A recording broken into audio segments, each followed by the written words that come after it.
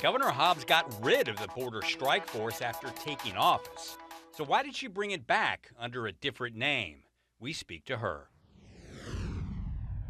Maricopa County is back in the news. Why did county leaders agree to spend $500,000 to audit their own election system? And will they play ball with a new bill at the state capitol to keep the Diamondbacks in Phoenix? Plus, could a potential budget deal in Congress hurt Arizona? Our panel weighs in now on Politics Unplugged. Good evening. I'm political editor Dennis Welch, and this is Politics Unplugged. This week, Governor Katie Hobbs unveiled her plans to combat drug and human trafficking at the Mexican border. Some of it sounds a lot like the program laid out by former Governor Doug Ducey, plans that Hobbs didn't always support, and I spoke to her about it this week. Well, thanks for joining us here today, Governor. And let's talk a little bit about the plan, Operation Desert Guardian. In the release, you said it's going to be a joint task force. State agencies, law enforcement like DPS, going to be working with local and federal authorities.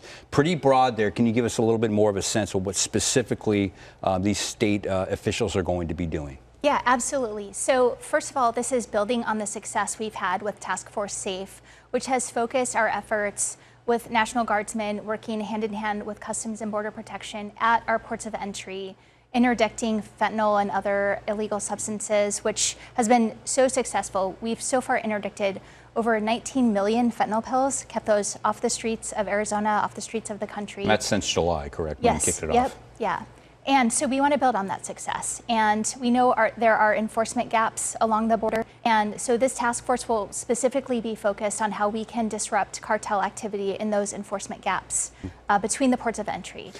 So coordinating with our state agencies, the local sheriffs in those border counties, and the federal agencies. Okay, so going to be, are they going to be patrolling out there, actively looking for some of these people, or, using state resources like, helicopters, other vehicles, that kind of thing? So we're looking at the technology that can most effectively be deployed, like some towers, for example, camera towers.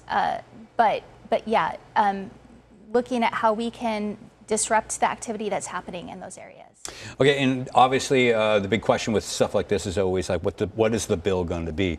In the release, it said it was going to be paid out of the Border Security Fund. The state's Border Security Fund has a current balance of $28 million. That doesn't give us a specific price tag on this. What are you estimating it's going to cost to run this operation?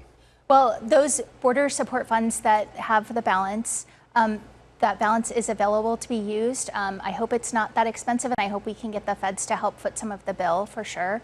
We've had conversations with them. They seem willing to cooperate with us and coordinate with us, and they were actually happy to hear that we are doing this. Okay, and another question is, why do we feel it's necessary to do this right now? There is a case to be made, like, politically, you can look at the results in November and say, yes, your constituents, the voters in Arizona, they want something done on the border. But when we're looking at the current numbers right now, they have really plummeted when you compare where the numbers are on the southwest border this time this year as opposed to where they were this time last year. What's the need to ramp up enforcement, given that the numbers have dropped? So you're talking about numbers of illegal crossings, and we're looking specifically at disrupting cartel activity. Those numbers don't reflect the drugs, the illegal guns, the human smuggling, and that's what we're looking to do. Okay. And then, again, I'm looking at the plan here, and you talk about the plan. This sounds a lot like the Border Strike Force. This is a border strike force that you voted against funding as a legislator in 2018. You campaigned against in 2022. Is there a difference between Governor Ducey's border strike force and what you are proposing to do?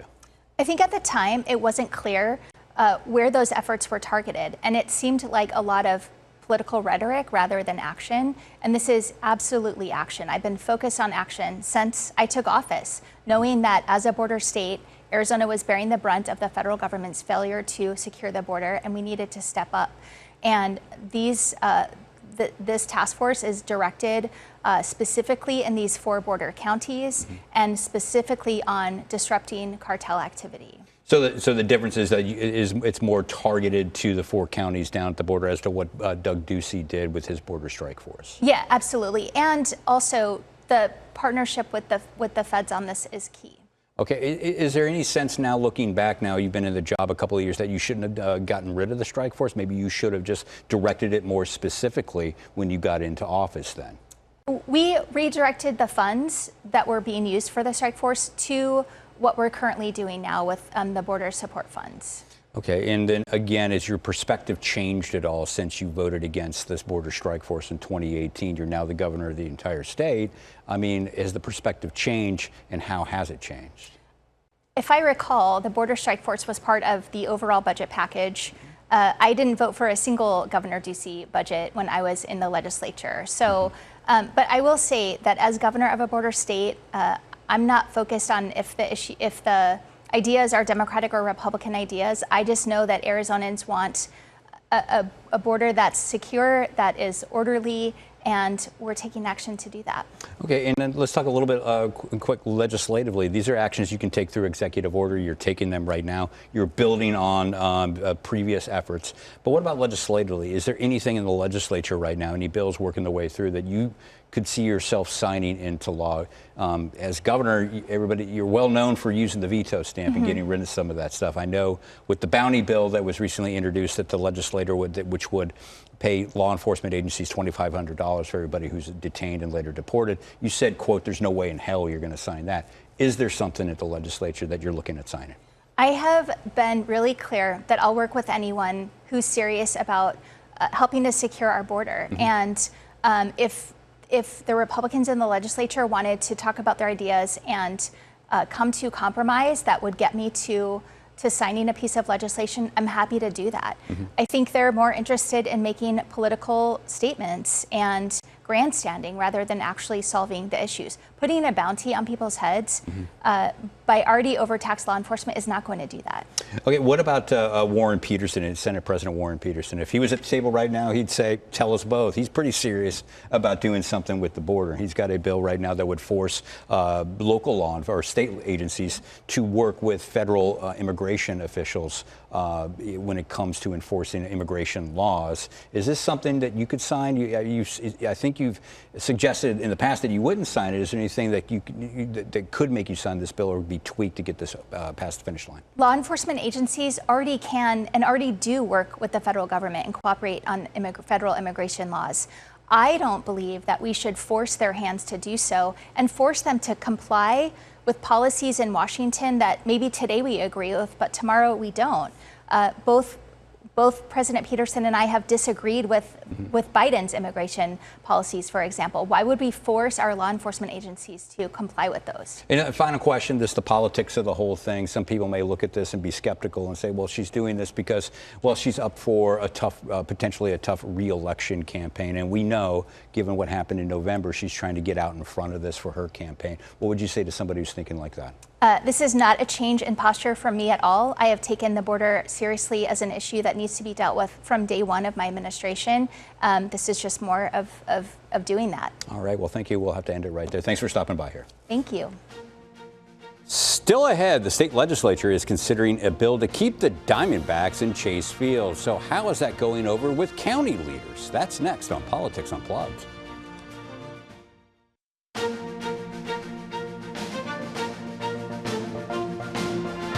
Welcome back to Politics Unplugged. After a November election that just about everyone agrees went flawlessly, the county is spending about $500,000 to audit the system. So what is up with that? And here to talk about that is Maricopa County Supervisor Steve Gallardo. Thanks for coming back here on the show. I do want to talk about the election audit here, but I want to start with a deal at the legislature, a bill working its way through. It got out of the House this past week that could potentially keep the Diamondbacks at Chase Field, and they can get the renovations to the 30-year-old stadium that they have been demanding for quite a while. Your thoughts on this bill? Yeah, well, it is definitely a public access, an asset that we want to definitely preserve. We want to keep the Diamondbacks. I think everybody would agree.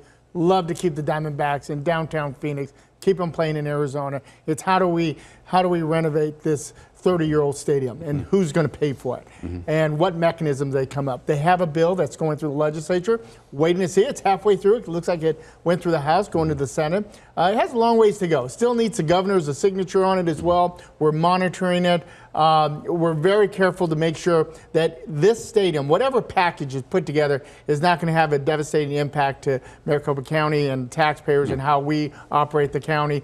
It definitely needs some repairs. How we pay for it, that's the big question. Yeah, and that is the question a lot of people are raising with this, is how it is paid for. Now, under this deal, it would create, they would be able to hold back a lot of taxes, income taxes that their players have to pay, sales tax generated on the property there. They could, the Diamondbacks could withhold that and put it into a fund for repairs on that. Do you think that is the best way to go about this? Because this is money that should be going to cities, counties, for schools, for, I should say more for like police, fire, these kinds of services. I mean, this is, I mean, there was a bill not too long ago that was pushed out to the legislature that would create a special taxing district that allowed them to bond, and that particular project would be paid for by ticket goers. That is still on the table as well. It was passed. It's still in effect. We can go in that direction as well.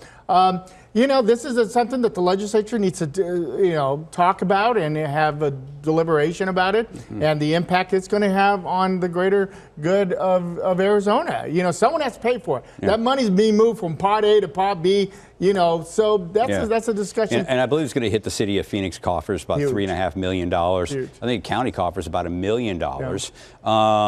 In the cost estimates here, some people are saying that it's being lowballed at this point because they estimate that the average fan spends about $60 with ticket at the game. That includes a $5 beer, a $3 soft drink, and a $3 hot dog.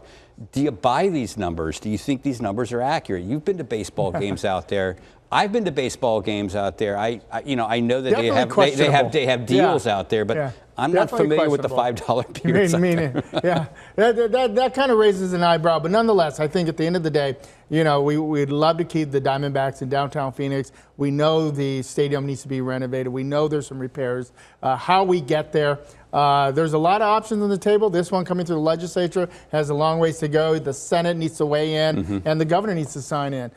So I think as a county supervisor, I want to make sure we have a bill that's not going to have a huge impact in terms of our own revenue coming to Maricopa County. We have other things that we have to take care of, but we also want to preserve the stadium. It's a taxpayer stadium.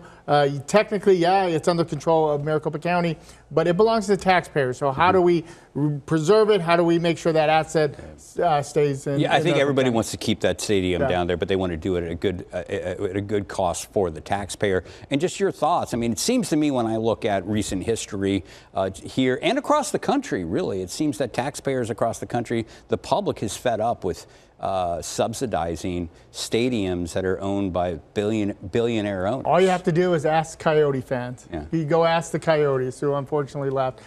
Taxpayer, public-funded stadium, you're not going to have taxpayers swallow that type of request. You're not. I mean, it has been made clear, not only here in the Valley, most recently with the Coyotes, we saw it in Kansas City with the Chiefs.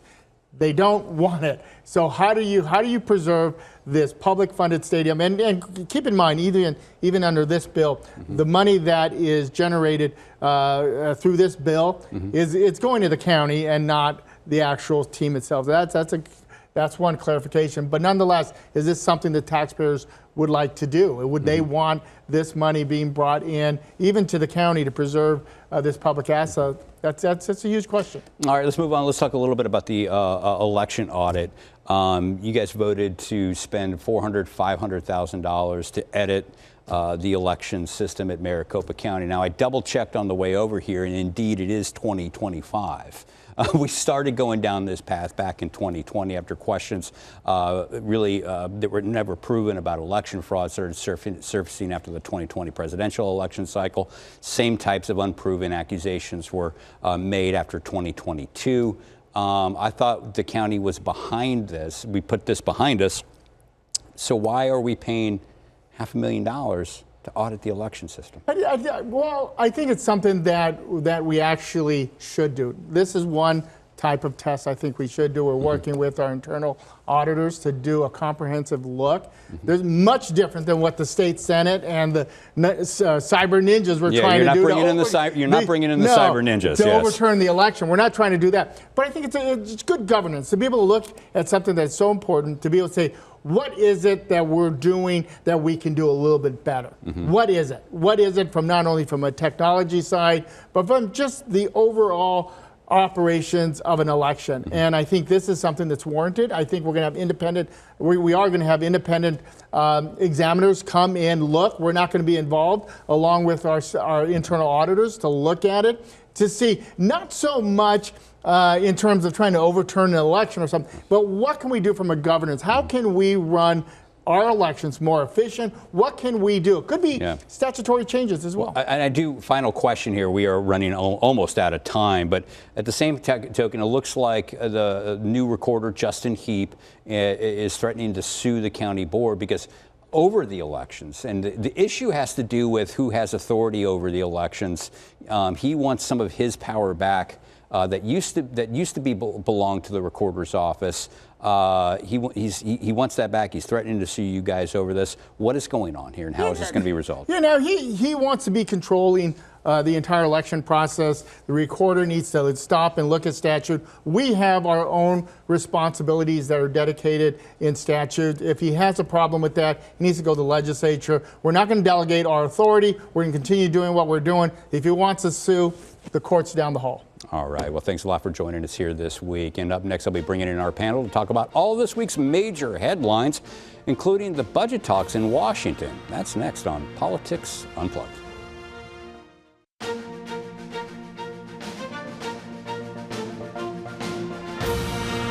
Welcome back to Politics Unplugged. Congress is debating a new federal budget with some big cuts, with programs like Medicaid on the chopping block. And here to talk about that and the rest of this week's headlines, Republican consultant Marcus Dellartino and independent consultant Chuck Coughlin. Thank you both for being here. Let's start with you, Chuck. Let's talk about the budget cuts, the budget proposal in Washington.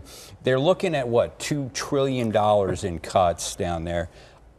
They say that they're not going to be touching, entitlements like Social Security or Medicaid. A lot of people are skeptical that you can get to $2 trillion without going after programs like that. Do you think that they could get those kinds of cuts without going after Medicaid or Social Security? I don't think most people do. I think most people look at the Medicaid portion of the budget, which is enormous, and say it's got to be part of the block. But then the politics of that become very hazardous for Republicans in particular. 40% of greater Arizona is on Medicaid.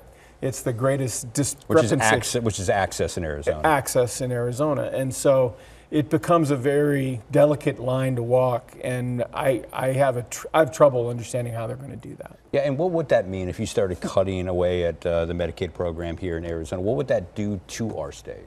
Well, let's put it in perspective. And again, it hasn't happened yet. No, and they're saying they're not going to, but if most they did, models that they're calculating right now are about $2 billion, $1.9 to $2 billion out of Arizona, out of the access program. But because of the matches and everything that goes on and how the program works, it's equivalent to about $7 billion in economic activity coming out of Arizona. And if all those things were to come true, I would expect some hospitals to close, especially rural hospitals. And so it really would have, and let me give you some perspective. We were in a recession a few years ago. Governor Brewer was at the helm. She did a 1/4-cent sales tax to make up $1 billion. We're talking $2 billion. And there's relatively little cutting we can do because of some of these things are voter approved. Yeah, I was going to say voter approved. If you start cutting Medicaid, voters have said you have to fund up to 100% of the federal poverty line for most of these folks. So it has to be made up with state dollars. Like if federal dollars go away, you have to make that up with state dollars. In 1998 and in 2000, the voters of Arizona instructed the state to fund Medicaid up to 100% of the federal poverty level. During the Great Recession that Marcus just referenced, the court allowed the governor to freeze enrollment in that program. So we kept about 60 to 80,000 people out of it. When the economy started to recover, it was like, hey, gigs up, we're going to have to put these people back in. That would have cost about $400 million a year to do that. Well, that's how much money we had in the rainy day fund. So the choice was either accept the Medicaid restoration, which paid for the whole program with the assessment on the hospitals, or use the rainy day fund. And that's going to be, if the feds walk back on their commitment, we're still on the hook. Yeah. And so what happens at the executive level, the legislative level, when you start, you look at that and say, okay, we're not getting these federal Medicaid dollars anymore, but we have to make that up. Don't you have to go to other places on the budget, start cutting there to make up for that money to pay for that? Yeah, but where are you going to cut? Yeah, that's my question for you. I hate to tell that's why people you're here at the table, sir. There is not that much out there, which goes back to my original comment, which I've said for months, which is if you want to get to $7 trillion in spending in the federal budget, you have to go after entitlements. I mean, Republicans have been running Arizona as long as I've been here. I mean, the Democrats had the state Senate in 1990. For a cup of coffee. Yeah, for a cup. But Republicans, so it's a pretty lean state government. It's not a robust state government. And so you got to go to the rainy day fund. They got $1 billion in the rainy day fund. Well, there you go. I'll tell you really quickly. They're already talking about going into special session in July based on what the federal government does.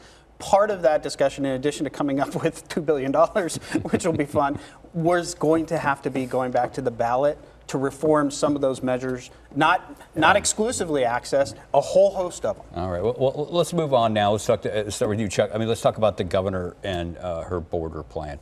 As we mentioned at the top of the show, this looks and feels a lot like Governor Doug Ducey's border strike force. And in fact, when I asked the governor about it, she didn't really dispute that. All she said is that her plan is just more focused along the border. It seems like that this is something she has to do. This is really politically motivated. She looks at the results in November. She is up for re-election now. This is something she has to do, correct? It's performative. It's performative politics designed to put her on the right side of this issue, so something she could refer to in the campaign and talk about. My point of view is the best thing she could do is beseech the Congress to pass a bill. I mean, we're in this executive order never land where rules are always changing. We had a border enforcement bill that was ready to go that Trump dumped on right before the election last year. So go back to the drawing board, get the Republicans and Democrats to agree to that, create a law so we all know what the law is, and live with that, not this haphazard stuff we're living in right now, because that's not good for the economy. Imagine that, creating a law there. But before we get out of here, I do want to talk to Marcus about this. In a housing crisis, and yet the Senate rejected the governor's nominee to lead the housing department here in Arizona. What is going on behind here? Well, I would say the director has very little to do with more affordable housing on the market. That's a function of the legislature, the Senate, and the House coming up with policies that will work to build more housing. There's going to get a director in there. It might not be in title. It might be an executive director, or I would do a holdover. Chuck's much more familiar with a couple. I think during the Simington administration, there was one or two. Yeah. Those are macroeconomic issues that are hurting the housing market right now. The interest rates, the low interest rates have got everybody locked up. The supply problems, the labor problems, land problems, all kinds of macroeconomic issues. Right. But what they did to her was shameful. Okay, and we're going to have to wrap it up on that as all the time we have. But be sure to join us next week for more Politics Unplugged. Good night.